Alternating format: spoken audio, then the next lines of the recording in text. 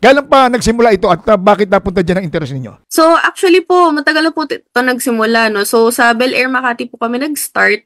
And yung time na to siguro, pa-start pa lang po, or actually, nag-start na yung pandemic. Lahat naka-lockdown pa po. Yung founder po namin, si Sir Louis Gutierrez, siya po yung aming farmer-in-chief. Na-experience po niya yung mga challenge din kasi sa pagkuha ng gulay. Kasi kahit naman po may pambili kayo, hindi naman po kayo, either hindi kayo makalabas or walang stock sa market. During the time na kailangan din po maging healthy tayo kasi kailangan pataasin ang immune system, kailangan maganda yung kinakain kasi nga po madali po magkasakit. So, nung time na yun, naisipan po niya magtanim po sa bahay and may nakita po siyang empty lot po doon sa subdivision nila. Nagpaalam po siya doon sa sa kanyang neighbor po.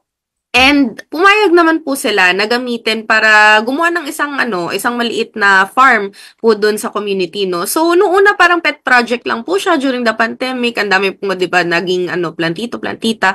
Pero at the same time, parang ang daming mas naging curious tapos in-invite niya na rin yung kanyang mga empleyado po, no. Kasi dati po, yung main po talaga niyang work is siya po ay owner po ng Silverworks. Pero marami po kasi nagko-close na mga branch nung time na yun.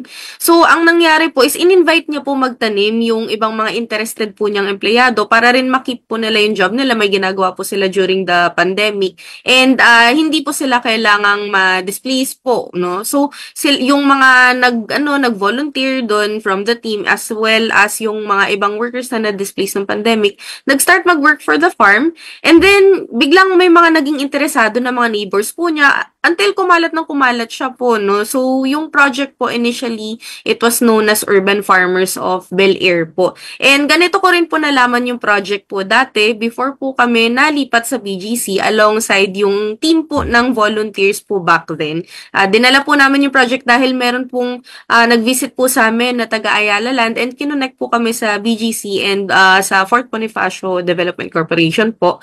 And yun, mayroon pong isang lot po doon na highly visible where we can further share pa po yung advocacy namin. And sabi po nila, engage natin yung community ng BGC, pakita natin yung advocacy ninyo na nagtatanim po, no? Tapos at the same time, ngayon po, nagtuturo na po kami ng sustainability po through urban farming.